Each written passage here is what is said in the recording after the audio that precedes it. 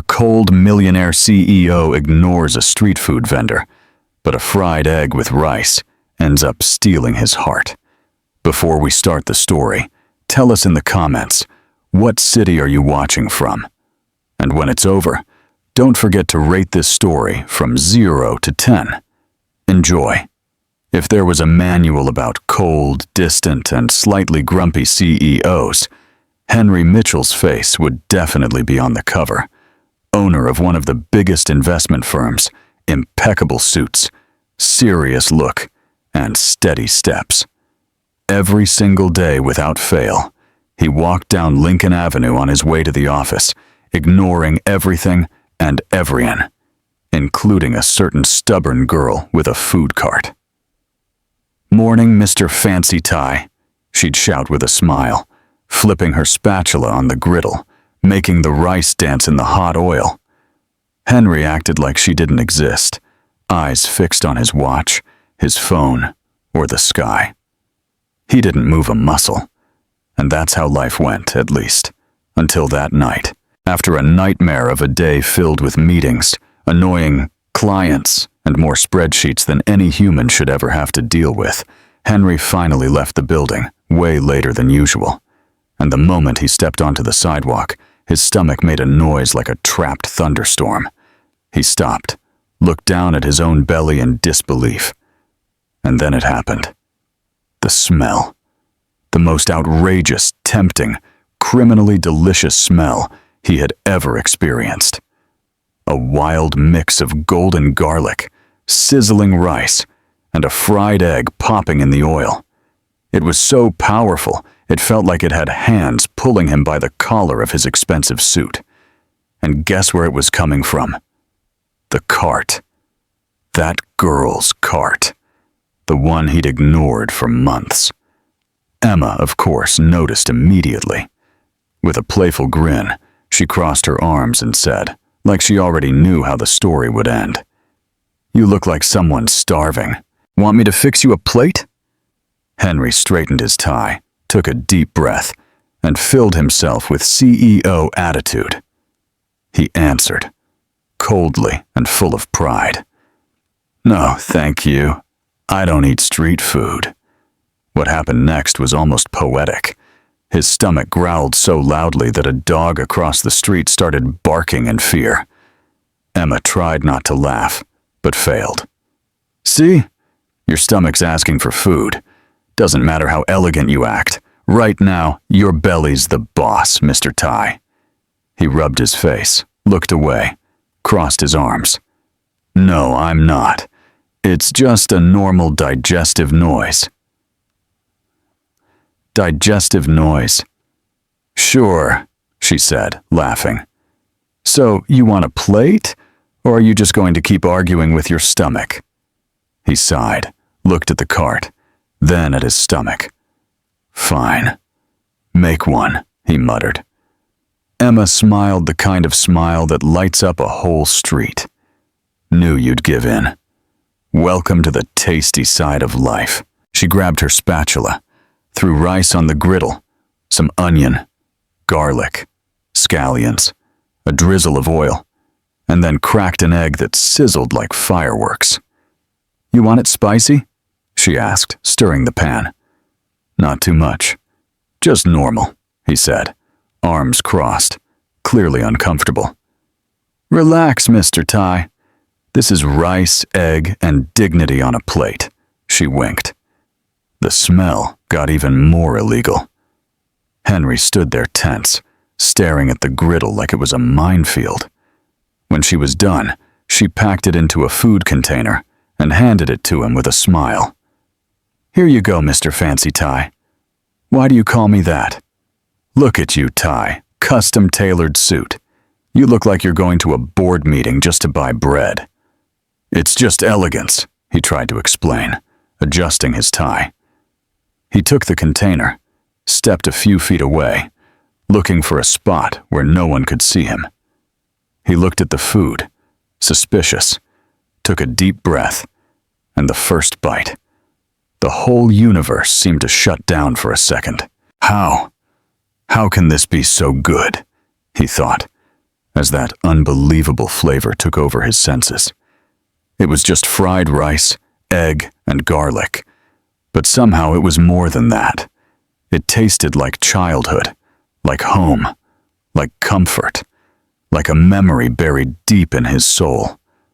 Within seconds, he finished the whole thing, didn't even notice. Emma, of course, had been watching from a distance, and when she saw it, she shouted, "Wow! Do you always chew like you're mad at the food, or is today special?" Henry, wiping his mouth with a napkin, tried to look composed. She crossed her arms, raised an eyebrow, and asked amused, "So, what did you think?" He straightened his tie, put on a bored face, and answered in the most uninterested tone he could fake. "It's all right, not that great," as if his stomach were part of the truth squad. Right then, another loud growl. Emma didn't let it go. "Well then, tell me this. Do you want another plate, or do you need to run to the bathroom?" His eyes widened, clearly unsure whether to laugh, run, or dig a hole and disappear.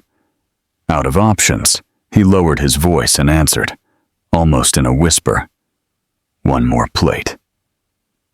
"There you go. Give in to happiness, Mr. Tai," she said, already tossing more rice on the griddle. He ate. Again. Every last bite. Scraped the container clean. Then he adjusted his suit, paid, without really looking her in the eye, and walked off quickly. But there was something different in his expression. Something had changed. He just couldn't explain what. The next evening, he left the Brooks Industries building exactly at 6:30 p.m., just like always. Impeccable suit, perfectly knotted tie, steady, determined steps. The plan was simple. Walk straight past the cart, get in the Porsche, and go home. No looking, no stopping, no thinking about that fried rice and egg that had stayed with him all night. But, well, life has its ways. As he neared the corner, Henry slowed down, just a little, almost unnoticeable. Then he pretended to check a message on his phone, but really, he was trying to sense something in the air. And there it was. Golden garlic, caramelized onion, rice sizzling on the griddle, and that unmistakable sound of an egg crackling in hot oil. Henry stopped, took a deep breath, looked at the cart, looked at the car, then back at the cart. "Oh no," he muttered to himself. "I'm not falling for this again." He took 3 more steps toward the Porsche and, well, "Look who's back," Emma shouted, waving her spatula like it was a magic wand. Mr. Fancy Tie couldn't resist, huh? That was it. He'd been caught. Henry froze on the sidewalk, clearly embarrassed. Emma stood there with that mischievous smile, like she already knew exactly how things would play out. I wasn't," he began, nervously adjusting his tie. "I was just passing by." Sure, she nodded, pretending to be completely serious. "Just passing by real slow, staring at the cart, sniffing the air. Totally just passing."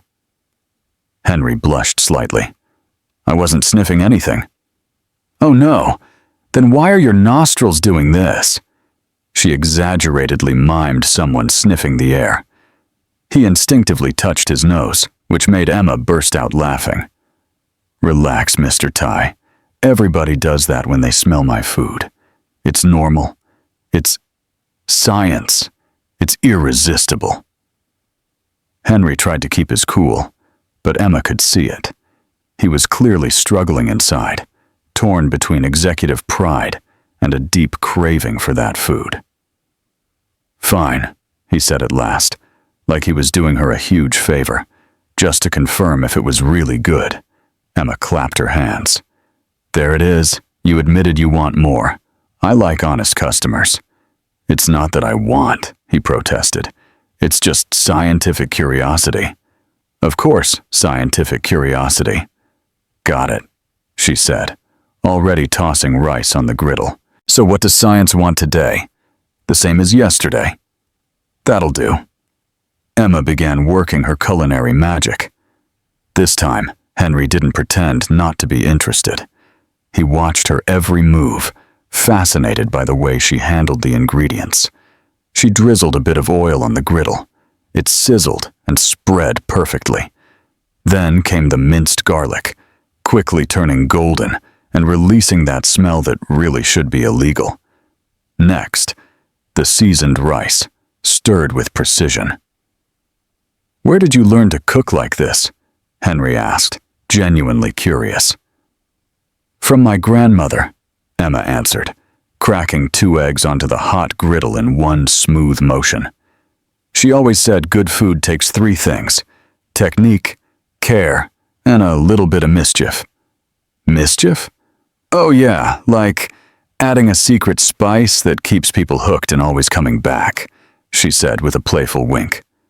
Henry chuckled. Just a quiet laugh, but Emma noticed. It was the first time she'd seen a genuinely amused look on his face. "So what's the secret spice?" "If I told you, it wouldn't be secret anymore, right?" she said, flipping the eggs like a pro. "But here's a hint. It's not just seasoning. It's intention." Intention? You know when you cook thinking about the person who's going to eat it, wishing they'll feel happy, full, with a warm heart? That goes into the food, too. We call it soul seasoning. Henry watched her as she finished the dish. There was something mesmerizing about the way Emma worked. It wasn't just skill. It was passion. Every move had purpose. Every gesture carried love. "All done," she announced, serving the food in a clean tray. Fried rice with egg, soul seasoning included. Henry took the plate and had his first bite. And once again, the world stood still. It was even better than he remembered. The rice was perfectly cooked, fluffy but not dry. The egg had crispy golden edges, but the yolk was still creamy. The seasonings blended into a symphony of flavors that brought back memories he didn't even know he still had. It tasted like Sunday at Grandma's house, a kitchen full of laughter, family gathered around the table, a time when life was simpler and the important things were, well, simple. "My goodness," he murmured, unable to stop eating. "Good, right?" Emma smiled, pleased. "I told you it had soul seasoning." This time Henry ate more slowly, savoring every bite. But Emma noticed he was still hungry when he finished. "Want some more?" she asked. Well, he hesitated. "Maybe just a little. Just to make sure it's still good, right? More scientific curiosity?" "Exactly." Emma made another plate, this time adding a few extra spices she saved for special customers. Henry ate slowly, clearly enjoying every flavor. "Emma?" he said after finishing. "Yes. Thank you. Oh, really, I didn't remember food could taste like this." "Taste like what? Like happiness, maybe?" Emma smiled, and Henry felt something strange in his chest, like a frozen piece of him was starting to thaw. "That's the goal," she said.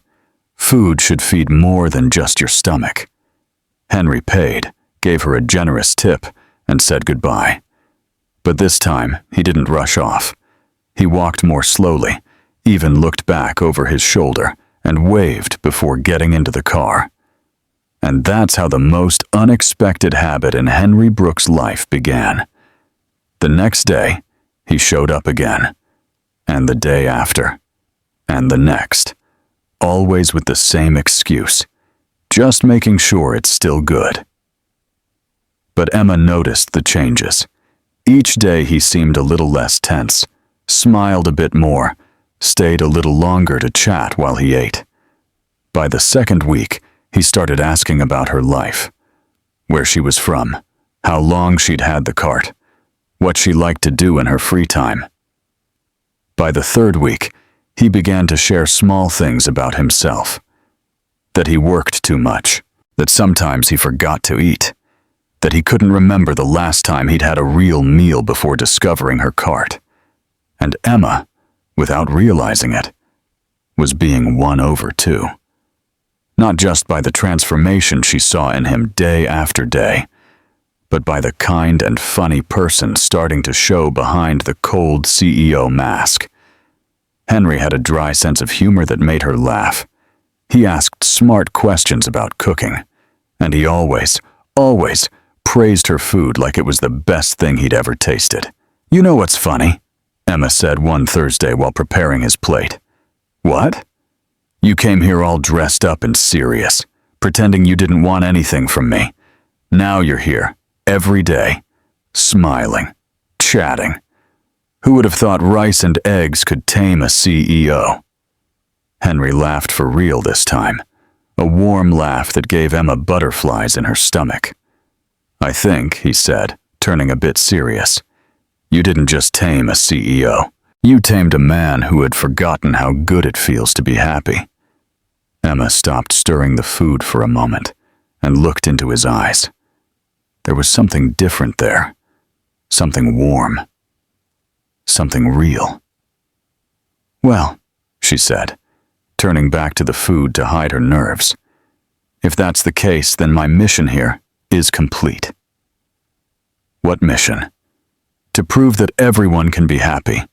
Sometimes all it takes is someone who believes in that, and a plate of rice and eggs made with care." Henry smiled, and Emma felt something changing between them. It wasn't just customer and vendor anymore. It was something more, something that warmed the heart and made the world feel like a better place. And as he ate his rice and eggs that afternoon, Emma had no idea that the mysterious man in the suit and tie was hiding secrets that would change everything. 3 weeks after their first food cart encounter, Emma knew Henry's schedule like clockwork. Every day at exactly 6:30 p.m., he appeared at the corner with that just passing by look, but he always stopped for his daily rice and eggs. And the funniest part? He still pretended it was just a coincidence. "Hey there, Mr. Fancy Tie," Emma greeted that Thursday, already tossing rice on the griddle before he could say a word. "Let me guess, just passing by to make sure it's still good?" Henry laughed, adjusting his tie in that slightly awkward way Emma now found adorable. "You know me too well," he admitted. "But today I swear I really was just passing by." "Sure, and I'm the Queen of England," she replied, cracking 2 eggs onto the griddle. "Your nostrils have been flaring for 5 minutes, Henry. Just admit you're hooked on my food. Hooked is a bit strong. Dependent? Better." Emma laughed, stirring the golden garlic that was starting to release that same criminally good smell as always. "You know what I find funny?" she said, flipping the egg with a graceful move that had been hypnotizing Henry for weeks. "Every day you come here in a suit and tie, shiny shoes. You must do pretty well at your job, right? What do you do there?" Henry almost choked on his own saliva.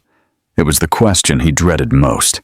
How could he explain that he wasn't just an employee, but the owner of that entire 40-story company? How could he say he had more money in the bank than most people would see in a lifetime?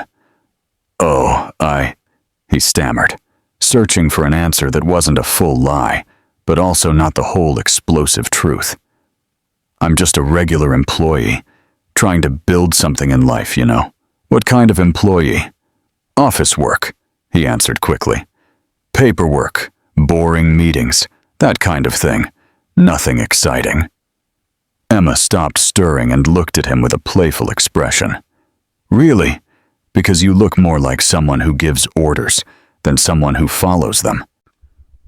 Henry's heart skipped a beat. Had she figured him out? "What do you mean?" "I don't know. You have that leadership posture. Shoulders straight, chin up, the way you talk." She turned back to cooking, thoughtful. "My grandma used to say you can tell a lot about a person by the way they carry themselves. And what does my posture say about me? Henry asked, genuinely curious. That you're used to responsibility, to making important decisions, and, she winked, that you're pretending to be more ordinary than you really are. Henry swallowed hard. Emma was more observant than he thought. Maybe I just have good posture. He tried to steer the conversation elsewhere. Could be, she agreed, though Henry noticed she wasn't fully convinced. So, office worker, how long have you been there? About a few years, he answered vaguely. Technically not a lie. He'd founded the company 5 years ago. Do you like what you do? Henry paused to think. It was a strange question. When was the last time someone had asked if he liked his job? It's complicated, he finally said. Sometimes it's rewarding. Other times it's lonely. Lonely? Emma plated the food and handed it to him. But don't you work with other people? Yes, but Henry picked up the fork, trying to find the right words. Sometimes you can be surrounded by people and still feel completely alone, you know? Emma stopped what she was doing and looked at him with a more serious expression. Wow, that's kind of deep, Fancy Tie. Sorry, didn't mean to get dramatic. No, it's interesting. It's just, you seem to carry a lot on your shoulders for someone who's just an office worker. Henry took a bite of the rice and eggs, using the food as an excuse not to answer right away. As always, the taste transported him somewhere lighter, simpler. And you? He asked, changing the subject. Did you always want to have a food cart? Oh no, Emma laughed. My real dream is to have a restaurant, a small, cozy place where people come not just to eat, but to feel at home. Why don't you go for it? Mostly money, she shrugged. A restaurant needs startup funds, licenses. It's expensive, but I save a little every month, maybe someday. Henry felt a strange tug in his chest. There was this talented woman with a real dream, fighting for every penny to make it happen. Something he could fund without even noticing the expense. I'm sure you'll get there, he said sincerely. Your food is amazing. Any restaurant would be lucky to have you. Emma blushed a little. Thanks, really. Sometimes you need to hear that from someone. Hear what? That your dreams make sense, that they're not silly. They were quiet for a moment, Henry eating and Emma tidying up her tools. But it wasn't an awkward silence. It was warm. Can I ask you something? Emma finally said. Sure. Why do you always eat alone? I never see you with friends, family, a girlfriend. Henry almost choked. I don't have a girlfriend, he answered quickly. Why not? Handsome guy, well-dressed, polite. She ticked off her fingers. You must have a line of admirers. It's not that simple. Why not? Henry thought about how to explain it without sounding pathetic. How could he say that most women who showed interest in him were more into his bank account than the person? It's hard to know if people like you for who you are or for what you represent. Emma frowned. What you represent? You're an office worker, Henry, not the president. He let out a bitter laugh. Sometimes people get the wrong idea because of how you look, how you dress. They imagine things that aren't true. Like what? That you have more money than you really do. That your life is glamorous. That you can offer a lifestyle that, well, maybe you can't. Emma studied him for a moment. You know what I think? What? I think you're running from the wrong people and forgetting there are the right ones. What do you mean? If someone only cares about your money or status, then they're not worth it. But there are people who care about character, kindness, a good sense of humor. She smiled, and the cute way someone eats rice and eggs. Henry laughed for real. Cute? You make this super focused face like it's the most important thing in the world. It's kind of adorable. Adorable? He repeated, surprised completely. They looked at each other for a moment that lasted a bit too long. Henry felt something stir in his chest, something warm and unfamiliar. "Emma." "Yes?" "Thank you." "For what?" "For seeing past the tie." Emma smiled, and Henry felt himself falling in love, not just with the food, but with the amazing woman who made it. The woman who saw him as a person, not a title or a bank balance. And right then, he made a risky decision. He would keep being just Henry, the office worker, the simple man trying to build something in life, because for the first time in years, someone was falling for who he truly was, beneath all the success and money. And he wasn't ready to lose that, even if it meant living the biggest lie of his life. It was a quieter Friday when Henry arrived at the cart and saw Emma organizing some old photos in a small shoebox. She smiled when she saw him, but there was something different in her eyes, a mix of nostalgia and pride. "Look who's here, my most punctual customer," she teased, quickly putting the photos away. "The usual?" "Always," Henry confirmed, curious about the pictures. "Can I ask what those photos were?" Emma hesitated for a second, then smiled and pulled out one of the photos. "My sister Sophia. She's 16 and the smartest person I know." Henry looked at the photo, a smiling girl holding a school diploma. "She's beautiful. She looks like you." "She's much better than me," Emma said with genuine pride.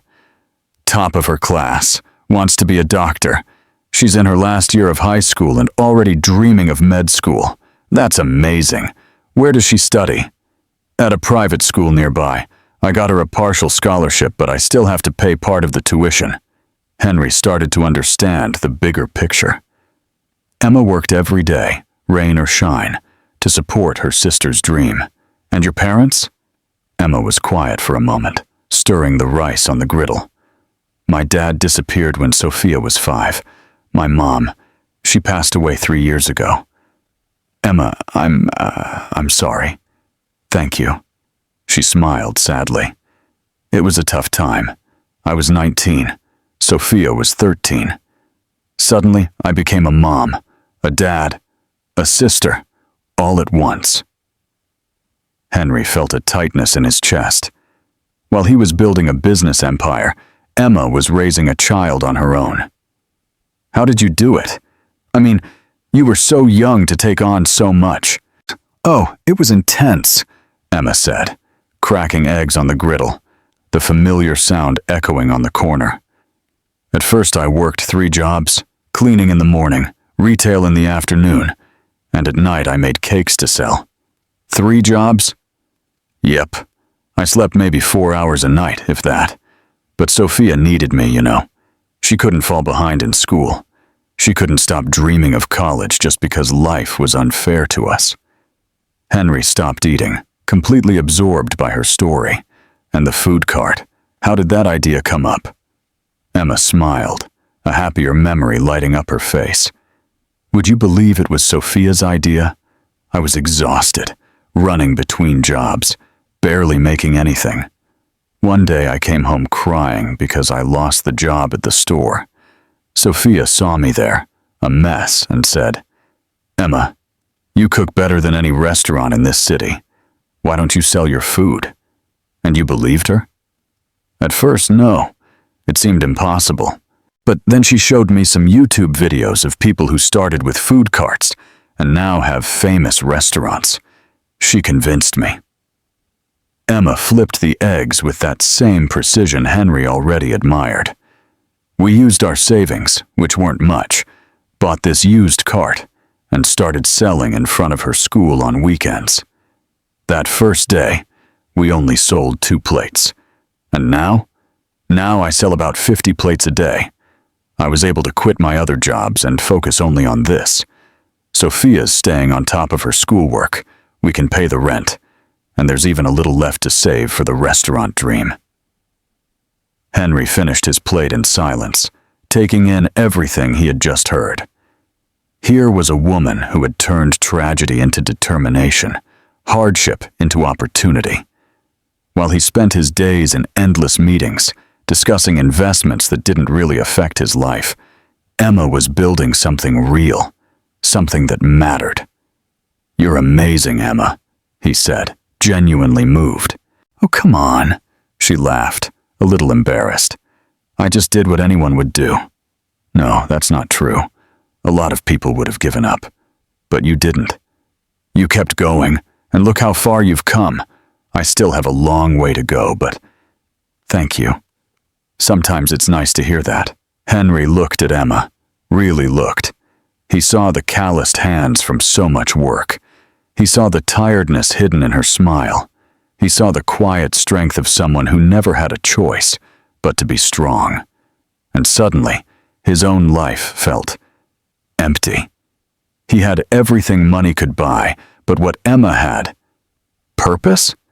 Real connection. The satisfaction of knowing every day's work meant something. That he didn't have. "Emma? Yes? Have you ever thought about expanding? I mean, your food is incredible. You could—" "Slow down, Mr. Fancy Tie," she laughed. "First, I want to make sure Sophia finishes school. Then we'll see what the future holds." Then Henry paid for his meal, left a generous tip as always, and said goodbye. But instead of heading straight to his car, he decided to walk a bit to think about everything he had just heard. And that's when he saw it. Posted on a street pole at the corner was a colorful flyer that caught his eye. National Street Food Competition. Show your talent. Prize, $50,000 and culinary consulting. Sign up by April 15th. Henry stopped and read the flyer twice. $50,000. Culinary consulting. It was exactly what Emma needed to make her dream of a restaurant come true. He looked back toward the cart, where Emma was still working, wearing that smile that seemed to light up the whole block. An idea started forming in his mind, an idea that could change everything for her. Henry took a photo of the flyer with his phone and smiled. Maybe it was time to give back a little of the happiness Emma had brought into his life. The next day, Henry arrived at the cart with a different kind of energy. Emma noticed right away. He looked excited, like he had just discovered something worth sharing. "Good morning, Mr. Fancy Tie," she greeted, already starting to prepare his usual dish. "You've got a strange look on your face today. Something good happen?" "Actually, yes," Henry smiled, pulling out his phone. "I want to show you something." He showed her the picture of the competition flyer. Emma stopped stirring the rice on the griddle and frowned. "National Street Food Competition?" she read aloud. "And why are you showing me this?" "Because you should enter." Emma laughed so loudly that a pigeon pecking at crumbs near the cart flew off in fright. Henry, have you lost your mind?" "I'm serious," he insisted, putting the phone away. "Look at that prize. $50,000 in culinary consulting. It's exactly what you need for your restaurant." "Henry," Emma shook her head, going back to cooking. "That's not for people like me." "What do you mean? People like you?" "People without culinary training, without professional skills," she said, cracking eggs harder than necessary. "I learned to cook from my grandmother in our kitchen at home. I didn't study in some fancy cooking school." "So what?" "So what?" She looked at him, incredulous. "Henry, those competitions are for real chefs, people who know how to make complicated sauces, fancy dishes. All I know how to make is rice and eggs. Just that." Henry moved closer to the cart, resting his elbows on the counter.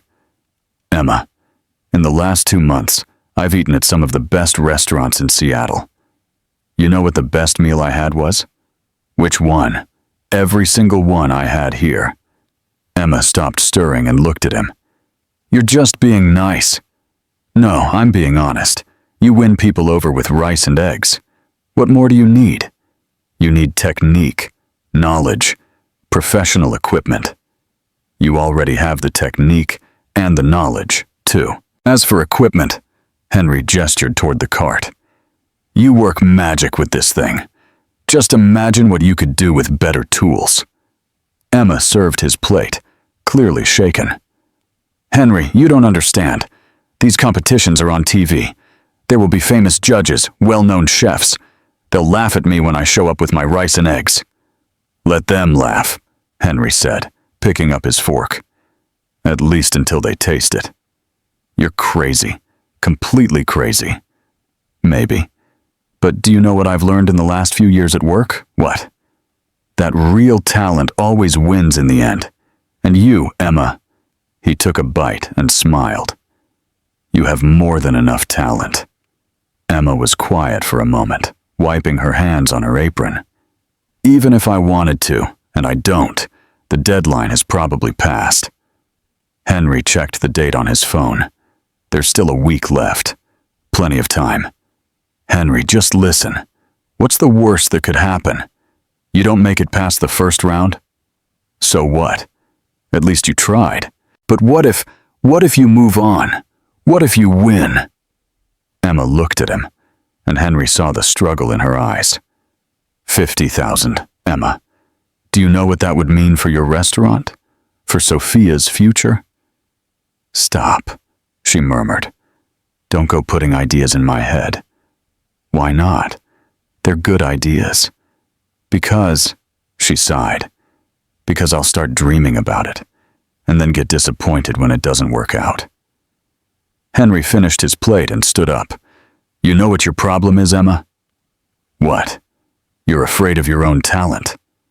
She looked at him, surprised by his words. You take care of your sister, run a home, built a business from nothing, he continued. But you're afraid of a competition? It's not fear. It's being realistic. It's fear, he said gently. Fear of finding out you're even better than you think. Emma stayed quiet, fidgeting with her utensils. What if I make a fool of myself? What if you don't? They looked at each other for a long moment. Henry could see Emma fighting with herself, the part of her that wanted to dream against the part that had always played it safe. I'll think about it, she finally said. That's all I'm asking.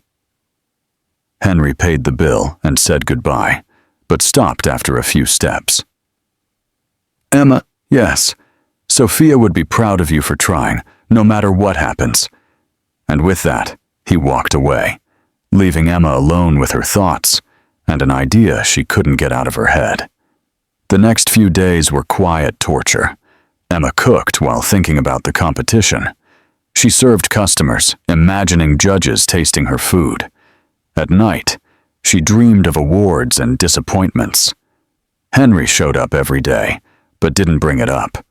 He just praised the food like always, and watched as Emma wrestled with her decision. It was Thursday when Sophia came to the cart after school. Emma, you've been acting weird this week. Did something happen? Emma told her about the competition and Henry's suggestion. Sophia listened silently, then smiled. Are you going to sign up? I don't know. It's risky. You know what Mom used to say? What?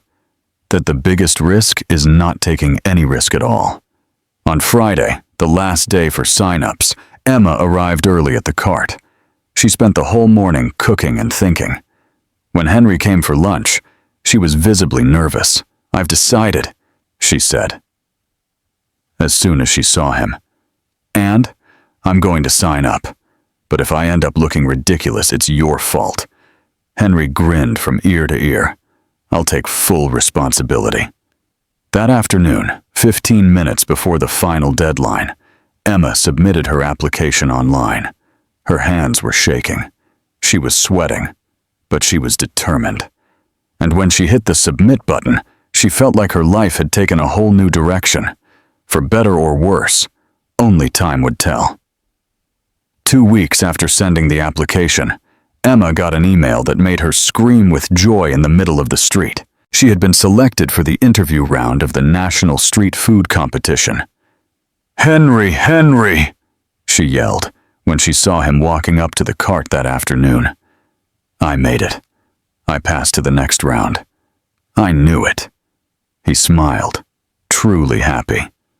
When's the interview? Tomorrow. I have to bring a dish for the judges to try. She was clearly nervous, stirring pans that didn't need stirring. I'm terrified. It's going to be fine. Just take your rice and eggs. Do you really think so? I'm sure of it.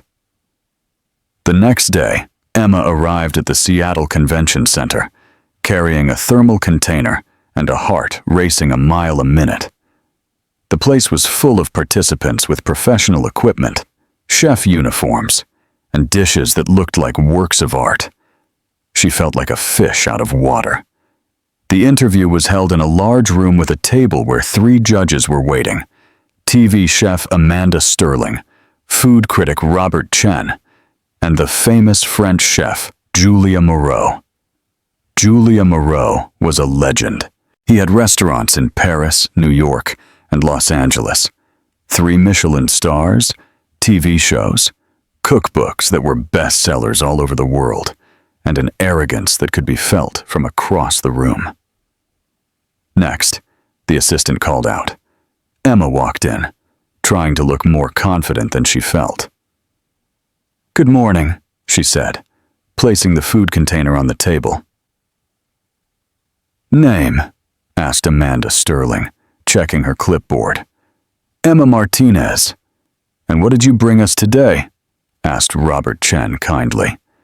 Emma took a deep breath. Fried rice with egg. The silence that followed was deafening. Julian Moreau raised his eyebrows and exchanged looks with the other judges. Then he let out a small laugh that made Emma shrink inside. "Rice with egg," he repeated, his French accent thick with disdain. "Even a child can make that." Emma felt her face get hot. "I know it looks simple, but looks? Ma chérie, it doesn't look simple." "It is simple," Julian interrupted, not even bothering to taste it. "This is a national competition. The other contestants brought elaborate dishes, complex techniques, artistic presentation, and you bring rice and egg. Isn't flavor what matters most?" Emma tried to defend herself, but her voice came out weaker than she intended. "Flavor?" Julian laughed again. "My dear, anyone who can hold a pan can make rice with egg. Where is the innovation, the technique, the creativity?" Amanda Sterling picked up a fork and tasted a small bite. Her expression softened slightly. "Actually, it tastes pretty good." "Of course it tastes good," Julian cut her off. "It's rice and egg. There's salt. There's fat. This isn't about tasting good. It's about taking food to an artistic level." Robert Chen also took a bite and nodded approvingly. "There's something special in this dish. The seasoning is really well balanced." "You're both being far too generous," Julian waved off his colleagues' opinions. "This competition is for serious chefs, not for people making home cooking." Emma felt tears burning in her eyes.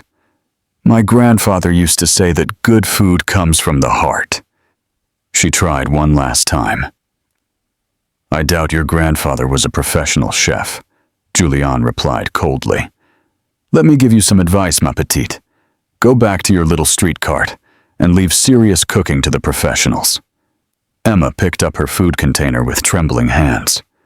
"Thank you for your time," she murmured, and left the room as quickly as she could. In the hallway, she leaned against the wall and took a deep breath, trying not to cry. Julian was right. What had she been thinking? Competing with real chefs using her simple rice and egg? Emma? She turned and saw Henry walking toward her. "What are you doing here?" she asked, surprised. "I came to support you." "How did it go?" Emma couldn't hold back the tears anymore. It was a disaster. "You were wrong, Henry. I never should have come." "What happened?" "One of the judges, Julian Moreau, he humiliated my dish in front of everyone. Said rice and egg is something even a kid can make. That I should go back to my little cart and leave serious food to real chefs.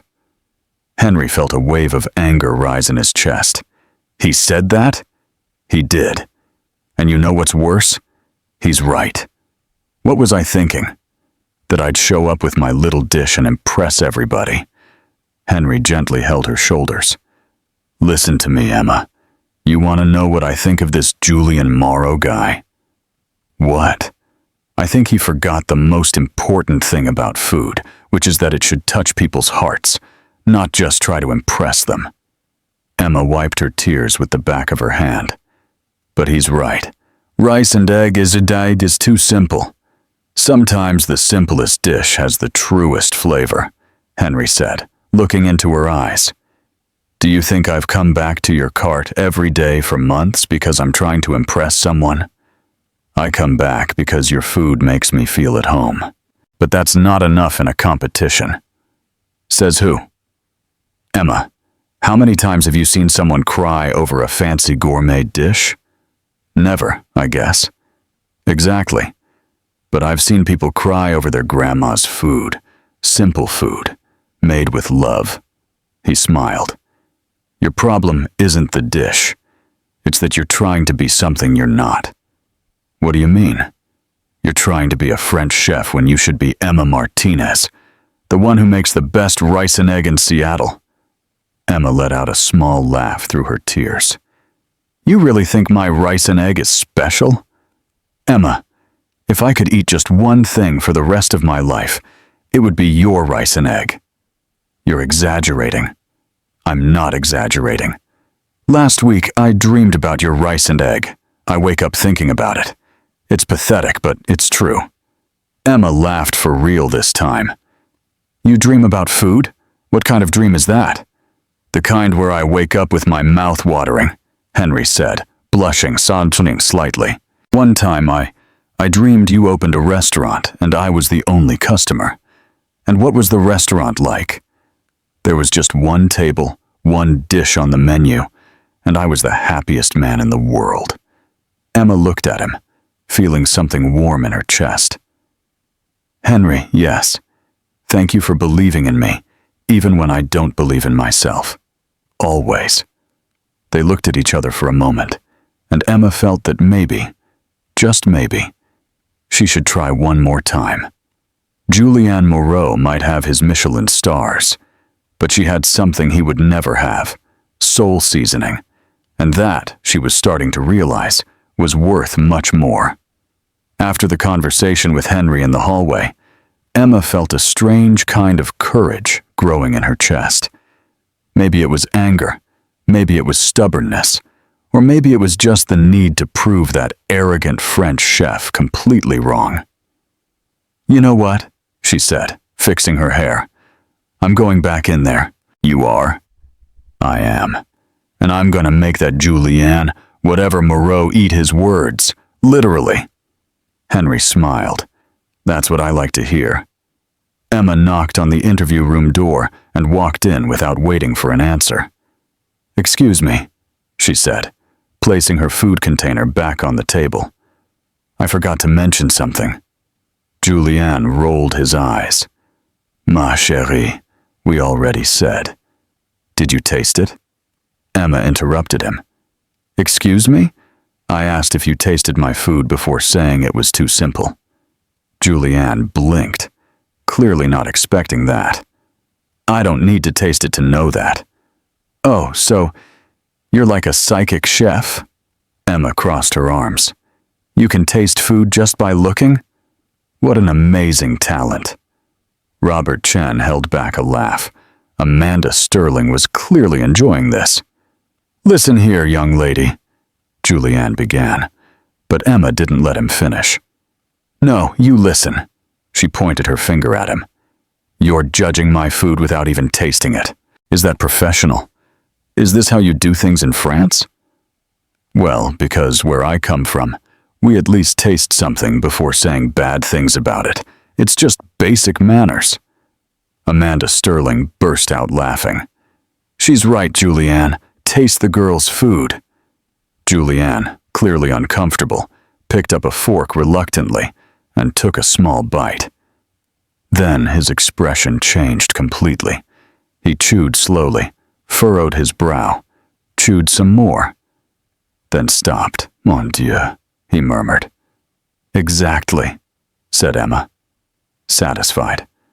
Not so simple after all, right? How did you get this flavor? Grandma's secret. And by the way, she cooked better than a lot of fancy French chefs I know. Robert Chen laughed out loud now. Emma, you're moving on to the next round, Amanda Sterling announced. Julianne? The French chef was still trying to process what he had tasted. Approved, he grumbled, clearly unhappy. Emma smiled and picked up her food container. Thank you, and Mr. Julianne, next time, try before you judge. It'll be less embarrassing. And she walked out of the room like a queen. In the hallway, Henry was waiting with a huge smile on his face. From that smile, I'm guessing it went well. I made it to the next round. Emma threw her arms around him still, and he lifted her off the ground. I knew it. I knew you could do it. When he put her down, they were very close. Too close. Emma's heart skipped a beat. Henry, Emma, you were amazing, really. They looked at each other, and for a moment the world seemed to pause. But then Emma remembered where they were and stepped back, blushing. Let's get out of here before I do something else crazy. Over the next 2 weeks, Emma threw herself into preparing for the competition like a woman on a mission. And Henry, well, Henry became practically her unofficial personal assistant. Emma, I got those special spices you wanted, he said one Tuesday, arriving at the cart with several bags. Henry, this must have cost a fortune. Imported spices? Don't worry, it's an investment for the future restaurant of Emma Martinez. You're crazy, she laughed, touched. Thank you, really. On Thursday, he showed up with brand new equipment. A portable electric griddle, he announced, taking it out of the box so you can practice at home. Henry, this thing costs more than my rent. It's borrowed, he lied with a straight face. From a friend, a rich one. What rich friend? A very rich friend that I don't know well. Emma narrowed her eyes. You're making this up, aren't you? Completely. But will you accept it anyway? She laughed and shook her head. I'll take it, but only because you're an adorable liar.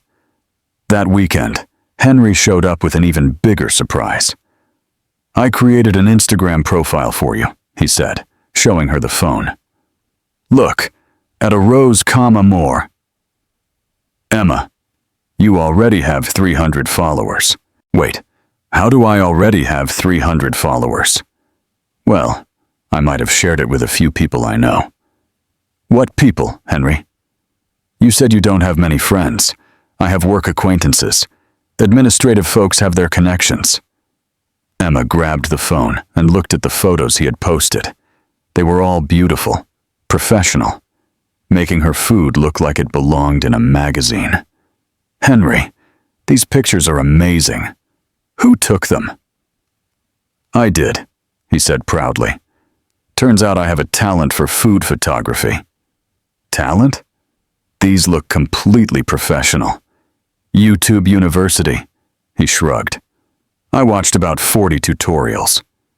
Emma was both moved and impressed. Why are you doing all this for me? Henry grew serious for a moment. Because you deserve it. And because seeing you happy makes me happy too. They looked at each other again in that way. The air between them almost sparked with tension. Emma moved a little closer. Henry, Emma. He leaned in. She closed her eyes. They were just inches apart. When, Emma, what's this about a TV competition the neighbor told me about? Sophia came running over her school backpack, still on with a look that said she wanted answers. Right now, Emma and Henry pulled apart so quickly they nearly knocked over the griddle. Sophia, you scared me. Emma tried to recover her composure. "You got out of school early." "I left early to come talk to you," Sophia said, looking from Emma to Henry with that sharp teenage gaze that misses nothing. "Hi, Henry. Did I interrupt something?" No, you didn't interrupt anything," Emma said quickly. "We were just talking very closely from what I saw," Sophia said with a sly smile. Henry turned bright red. I was just explaining a food photography technique." "Oh, sure," Sophia said, clearly not buying it. "And this technique needs you to stand that close?" "Sophia," Emma protested. "Relax, sis, I like Henry. He seems like a good guy," Sophia said, winking at him. "Just don't do that kind of stuff in front of the cart. It's bad for business." Emma was mortified. Henry looked like he wanted to hide behind the griddle. "Now tell me how the competition interview went." Sophia crossed her arms. And just like that, with Sophia asking 100 questions and Henry pretending to reorganize the spices for the 10th time, the romantic moment vanished completely. But Emma couldn't stop smiling, because for the first time in her life, she had someone who believed in her, someone who was willing to invest time, money, and energy in her dreams. And judging by the way Henry looked at her, maybe, just maybe, he felt something more than friendship. The problem was, she was starting to feel it too, and it was getting harder and harder to ignore.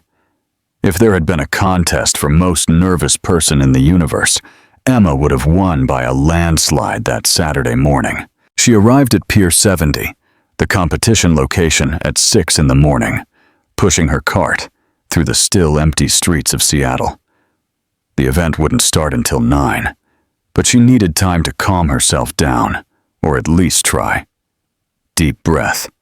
"Emma, it's just a national competition being broadcast live to 3 million people.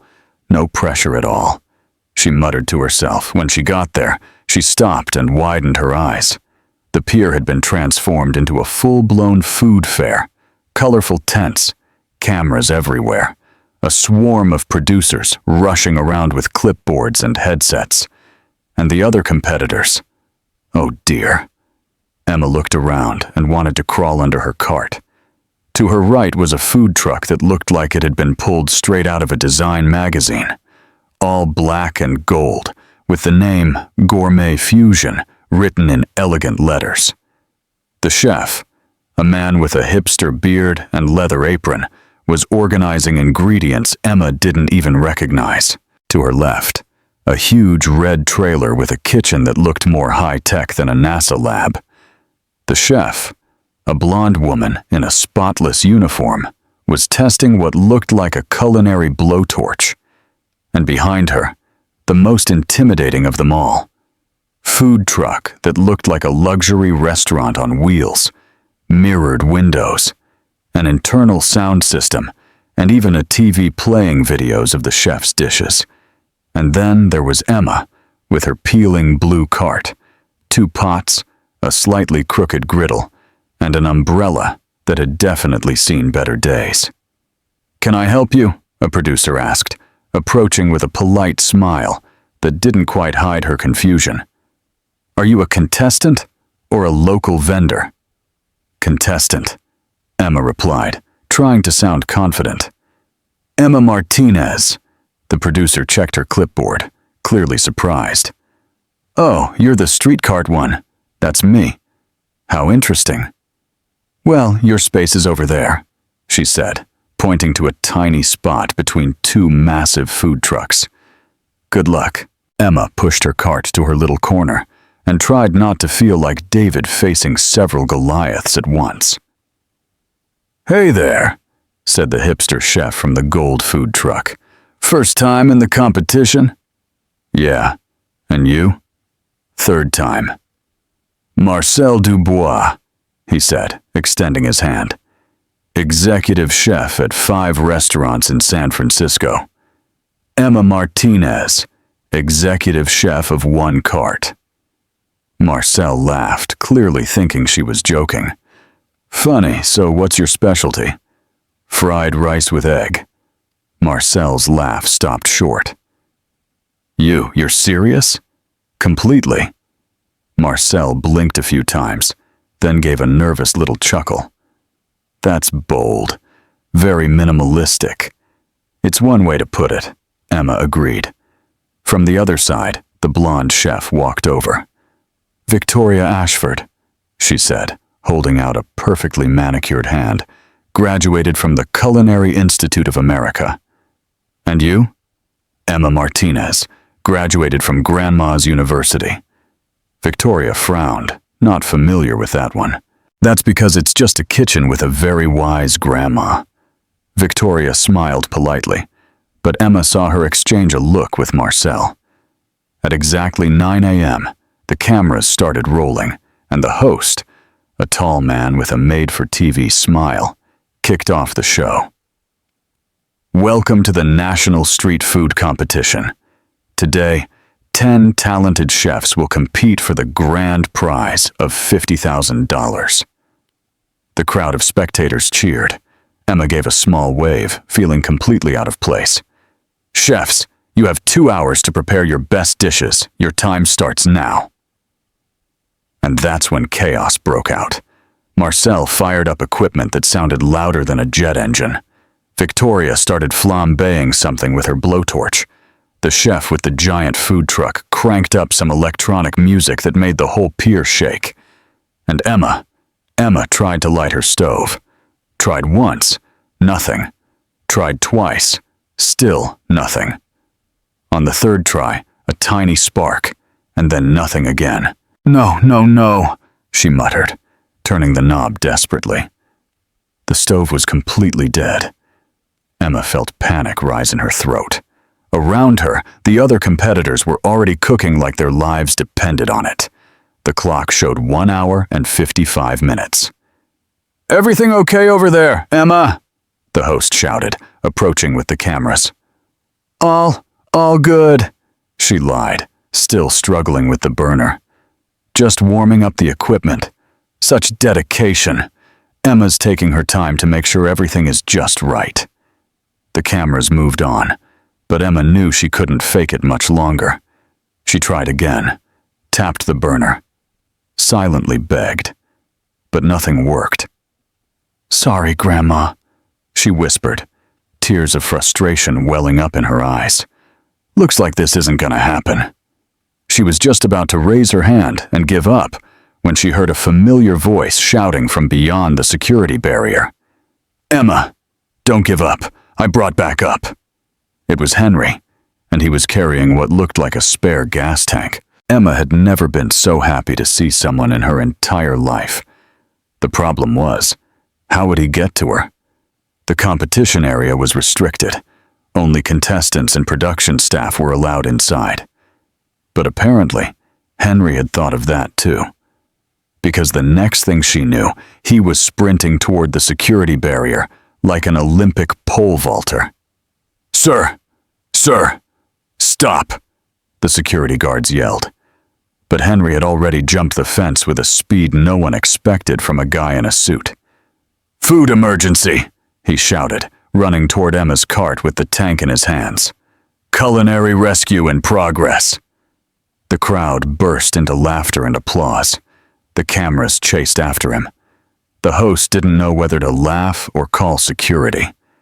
Henry, are you out of your mind? Emma asked, but she was smiling. Totally, he answered, already hooking up the new tank. But I wasn't going to let you quit because of a stubborn stove. In just a few minutes, Henry had swapped the tank and fixed the connection. The burner came back to life with a perfect blue flame. It works! Emma shouted, hugging Henry right in front of everyone. The crowd went wild. The host decided to just go with it. And that, folks, is how you pull off a culinary rescue. Henry, do you have experience with kitchen equipment maintenance? I've got experience making sure Emma doesn't give up on her dreams, Henry replied, still wrapped in Emma's emotional hug. And with that, he jumped back over the barrier and was escorted out by security. but not before shouting, "Go, Emma! Show them the power of egg-fried rice." Emma wiped her tears, lit the burner, and smiled at the cameras. After the most epic culinary rescue in the history of cooking competitions, Emma had an hour and 40 minutes on the clock and a level of determination that could move mountains, or at least make the best egg-fried rice in the universe. "Let's do this, Grandma," she whispered, lighting the fresh burner. "Time to show these chefs that soul seasoning isn't something you learn in school." The perfect blue flame roared to life, and Emma felt like her grandmother's spirit was right there, guiding her hands. Across the competition area, Julien Moreau had completely stopped what he was doing. He was watching Emma with an expression that hovered between disbelief and curiosity. "Chef Julien," his assistant asked, "aren't you finishing the beurre blanc sauce?" Julien murmured, eyes still locked on Emma. "I'm observing an interesting technique," which of course wasn't true. Emma was literally just heating oil on a griddle, but there was something about the way she moved, a quiet confidence that was completely different from her earlier nerves. Emma began her cooking dance. First came the garlic, finely chopped, golden and fragrant. The smell drifted through the air, and even the other competitors started sniffing around. "What is that smell?" Victoria asked, pausing her modern art-level vegetable sculpture, or like Marcel answered, stopping in the middle of plating his tuna carpaccio with caviar. "Garlic? Just garlic? How can it be so strong?" Meanwhile, Emma added the onions, sliced thin, slowly caramelizing. She stirred with a grace that felt like a dance, every move precise, yet natural. Julien moved closer, pretending to check his own ingredients. "Impossible," he muttered. "She's making fried rice." "Yep, chef," his assistant said. "Very basic." "No, look how she controls the heat, the timing, Julien stopped himself, realizing he was praising the technique he had mocked earlier. Emma tossed the rice onto the griddle. Not just any rice, this was rice she had cooked the night before and chilled, giving it the perfect texture for frying. Each grain stayed separate, dancing on the hot surface. "Oh my goodness!" someone in the crowd shouted. "Look at that rice jump!" The host approached with the cameras. "Emma, can you walk us through your technique?" "It's simple," she said, still stirring. "The rice needs to be cold, the griddle nice and hot, and you have to stir with love, not with hurry. Stir with love. Every grain matters. If you mistreat one, the others get sad." In the crowd, Henry was still being held back by 2 security guards, but he was shouting words of encouragement. "That's it, Emma. Show them what happy rice can do." "Sir, you need to stay quiet," said one of the guards. "Impossible. My friend is making history." Emma heard him and smiled, not missing a beat. She added a drizzle of soy sauce, then fresh scallions, chopped at the last second to keep their bright green color. And then the big moment, the eggs. She made a well in the center of the rice, like a little crater. She cracked 2 eggs right into it, their golden yolks spreading like tiny suns. "Crater technique," Marcel noted, clearly impressed in spite of himself. "Very clever. It's just common sense," Victoria replied. But she was watching closely too. Emma folded everything together, incorporating the eggs with steady, gentle movements. The result was a golden, creamy mixture that smelled like comfort and happiness. 15 minutes left, the host announced. Emma was perfectly on time. She tasted the rice with a spoon, adjusted the flavor with a pinch of salt and a drop of sesame oil. "Done," she said, turning off the heat. Around her, the other competitors were in full panic mode. Marcel was trying to plate 3 dishes at once. Victoria was flambeing something that looked dangerously close to setting her food truck on fire. And Emma was calmly plating her egg-fried rice onto plain white dishes that made the food shine. "Time's up." The judges stepped forward for the tasting. Along with Julianne Moreau, there were Amanda Sterling and Robert Chen. And a surprise, a special guest judge, TV chef Marcus Williams. "Let's start with Marcel," Amanda announced. Marcel presented his bluefin tuna carpaccio with osetra caviar and sake reduction. It looked like a painting. "Technically perfect," Marcus said. "Flawless presentation." "But it lacks soul," Robert added. "It's beautiful, but it doesn't move me." Julianne just nodded, not wanting to take a side. Victoria brought her vegetable sculpture with black truffle foam and edible flowers. It literally looked like modern art. "Innovative," Amanda said. "Very creative." "But is it food or decoration?" Marcus asked. "I'm confused." Then it was Emma's turn. She walked up with her 3 simple plates of egg-fried rice. No fancy decorations, no edible flowers or foams. Just golden, creamy rice that smelled like home. "Emma Martinez," she announced. "Fried rice with egg, my grandmother's recipe, made with simple ingredients and a lot of love." Julianne rolled his eyes, but picked up his fork. "Bon," he murmured, clearly not expecting much. He took a bite and stopped. He chewed slowly, a puzzled look spreading across his face. "My goodness," he whispered. Amanda tasted it too, and her eyes went wide. "My goodness, this is surprisingly emotional," Robert added, visibly moved. "How can something so simple feel so deep?" Marcus took a bite and stayed silent for a long moment. "Emma," he finally said, "how old are you?" 24. "And how long have you been cooking?" "Since I was tall enough to stand on a stool in Grandma's kitchen." "This isn't just food, it's memory. It's feeling. It's love," Amanda said, wiping a tear from the corner of her eye. "I can feel the love in this dish." Julianne kept chewing in silence, his expression growing more surprised. "Julianne," Amanda asked, "what do you think?" The French chef looked at Emma, then at the plate, then back at Emma. I must admit," he began, clearly fighting his pride. "Maybe it's not so simple after all." The crowd burst into applause. Henry managed to break free from security and shouted, "That's right, Emma, you're amazing!" Emma smiled, tears of joy in her eyes. "Thank you," she said. "But it wasn't me. It was Grandma. She's the one who deserves the credit."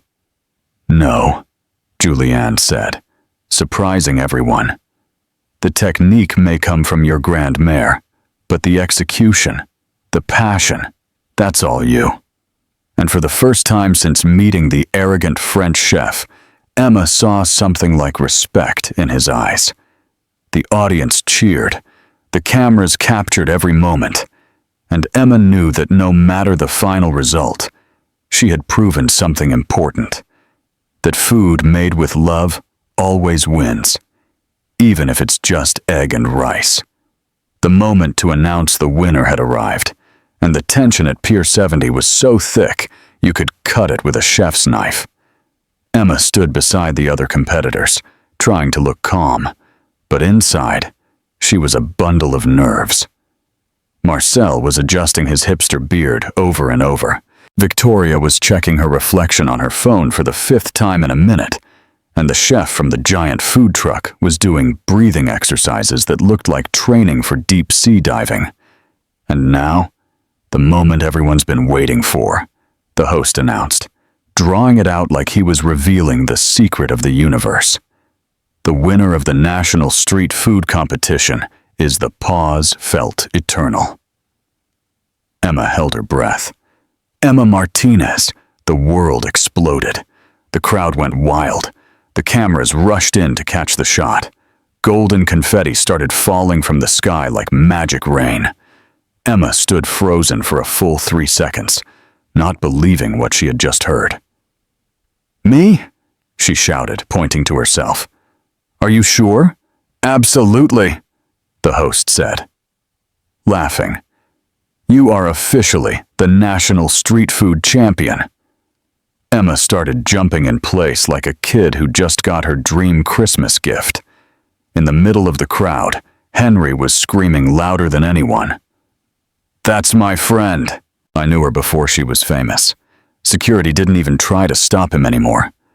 Amanda Sterling came forward with a giant check, TV show style, and a bouquet of flowers. "Emma, congratulations. $50,000 and a full culinary consulting package to help you open your dream restaurant." Emma took the check and started crying. "Grandma, we did it," she sobbed, looking up at the sky. "So how does it feel to be the girl who won a national competition with just rice and eggs?" a reporter asked, shoving a microphone in her face. I feel like I could fly," Emma replied, still crying and laughing at the same time. At that moment, Henry broke through security again. Apparently, he was developing ninja skills and ran toward the stage. "Emma!" he shouted, climbing the steps 2 at a time. "Henry!" she shouted back. They ran toward each other like a scene from a romantic movie. When they met in the middle of the stage, Henry lifted her up and spun her around. "You did it. I knew you could," he said, his voice thick with emotion. "Thank you for believing in me," she said. "Thank you for saving me when the stove broke. Thank you for..." And then, caught up in the moment, in the thrill of victory, with millions of people watching, Emma grabbed Henry by the tie and kissed him. It was a Hollywood-style kiss, the kind that makes the crowd sigh and photographers go wild. The cameras caught everything. The flashes exploded, and the crowd screamed even louder. When they pulled apart, both of them were blushing, breathless, and smiling like 2 teenagers in love. "Wow," Henry murmured. "Yeah," Emma agreed. "Wow." The host, ever the professional, decided to roll with the romantic moment. And just like that, folks, we don't just have a new champion, we have a new couple. Love was in the air and in the rice and eggs. The celebration went on for another hour. Emma gave interviews, took pictures, signed aprons. Henry stayed by her side the whole time, proud as a peacock. That's when a reporter came over. "Emma, one last question," he said. "A lot of people are curious about your relationship with CEO Henry Brooks. How did you two meet?" Emma blinked. "Sorry, what?" "CEO Henry Brooks of Brooks Industries," the reporter repeated, as if it were obvious. "One of the biggest investment companies on the West Coast. How did you meet?" Emma slowly turned to Henry, who had gone pale as a ghost. "CEO?" she asked, her voice strangely calm. "Emma, Henry began.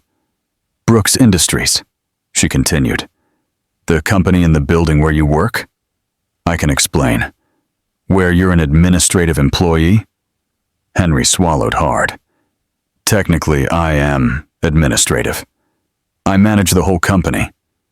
Emma stared at him for a long moment. Around them, reporters waited, cameras rolled, and the party continued. But for Emma, time had stopped.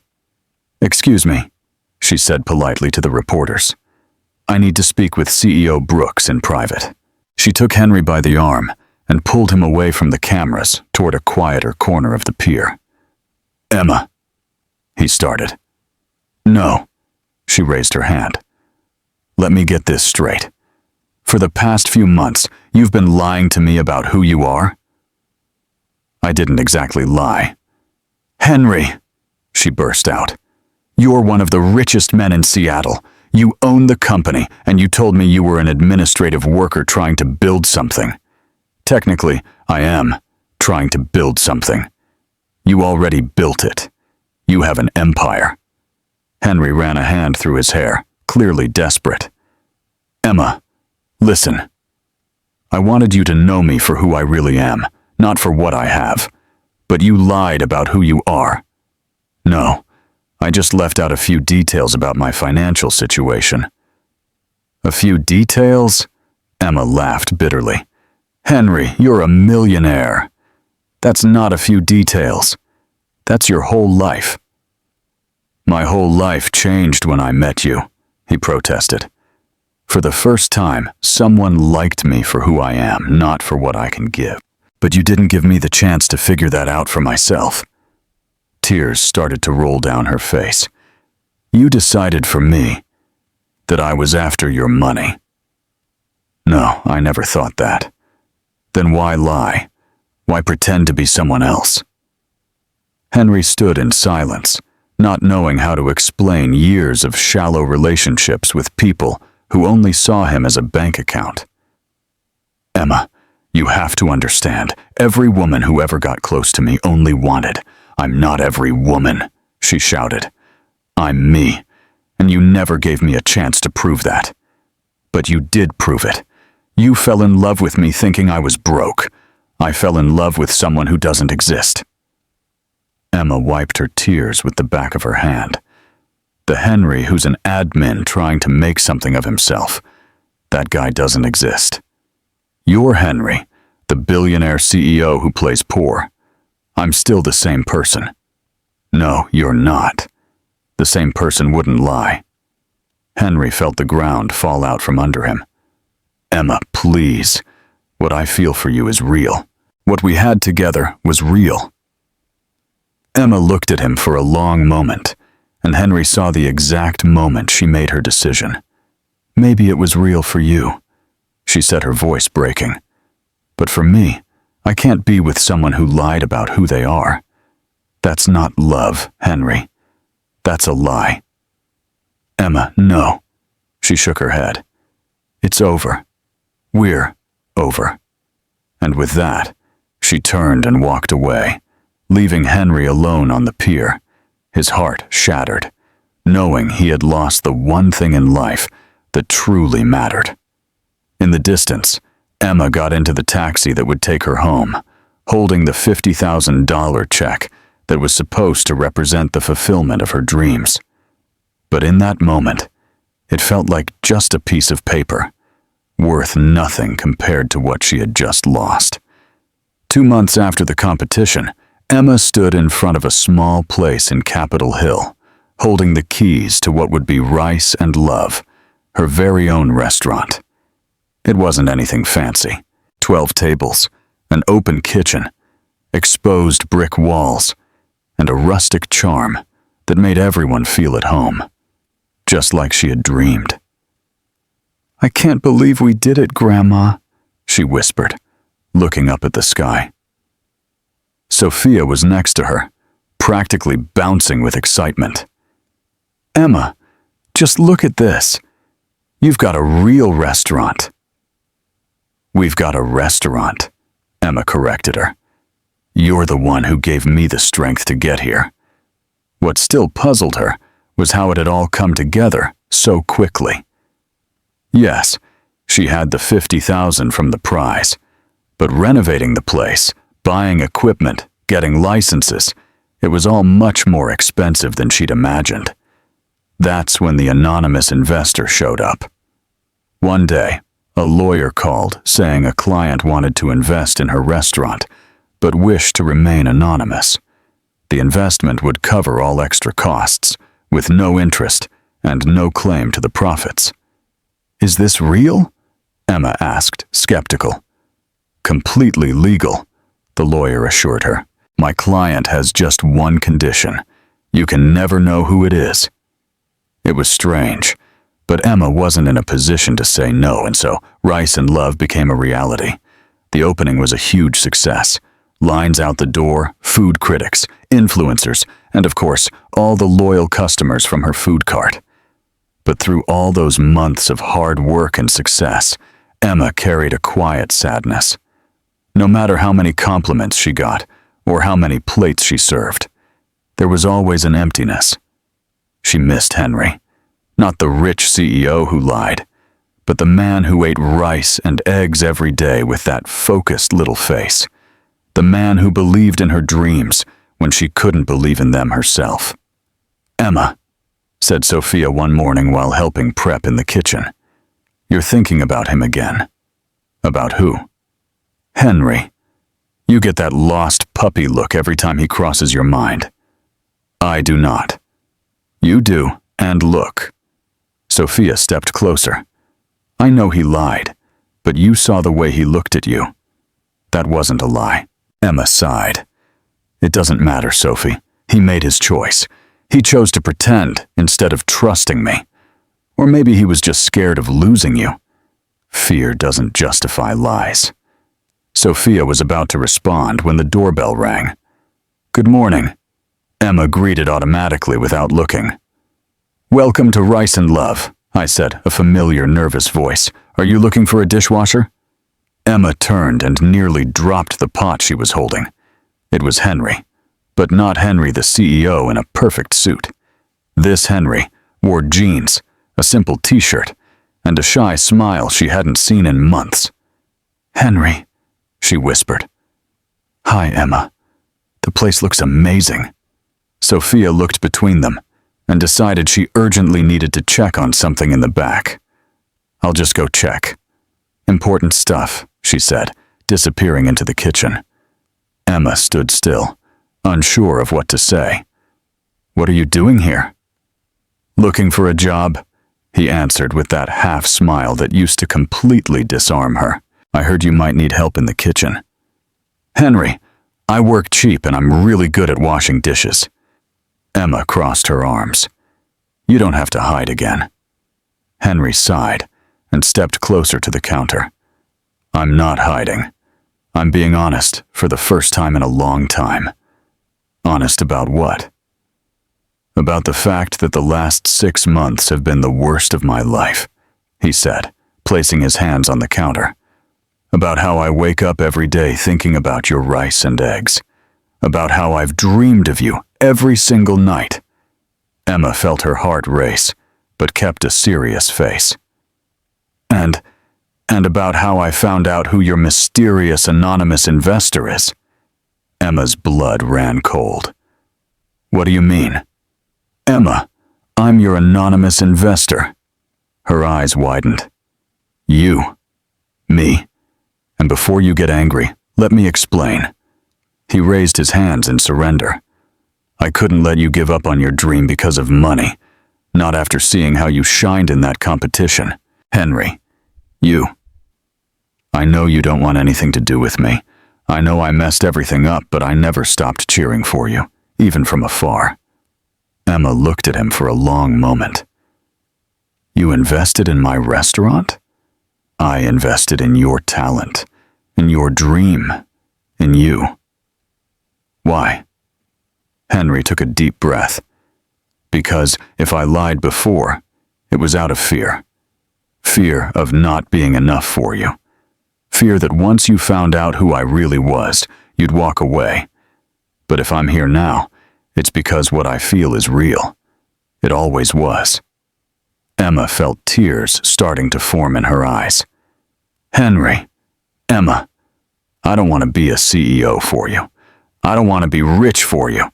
I just want to be the man who loves the way you cook, who believes in your dreams, and who would do anything to see you happy.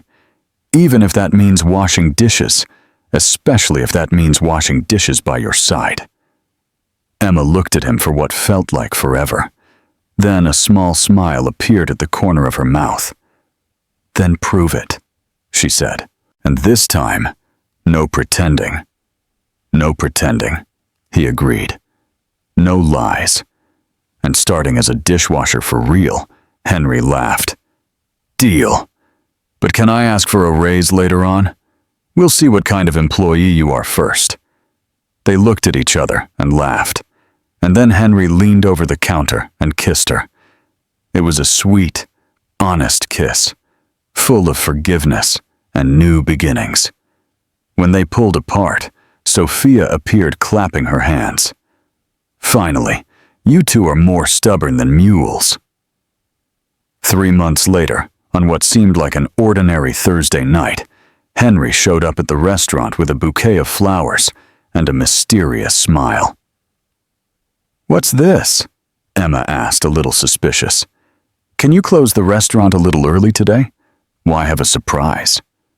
An hour later, Rice and Love had been transformed into a romantic version of itself. Candles, rose petals, soft music, and only one table in the center. "Henry, what did you do?" He guided her to the table where there were 2 plates of the famous rice and eggs. "Emma Martinez," he said, kneeling beside the table. "You taught me that the simplest ingredients can create the most extraordinary flavors." Emma put her hands over her mouth. "You taught me that real love doesn't need pretending or lies. It just needs to be real." He pulled a small box from his pocket. "Will you marry me? And before you answer, I promise I won't wash the dishes anymore once we're married." Emma laughed through her tears. "Only if you promise to keep eating my rice and eggs every day, forever." Then, yes. 6 months later, on a beautiful beach in Maui, Emma walked toward a small altar set up in the sand, wearing a simple dress and the brightest smile in the world. Henry waited in a tuxedo, tears of happiness in his eyes. Sophia sat in the front row, crying proudly, holding a bridesmaid's bouquet and a sign that read, "I knew it from the start."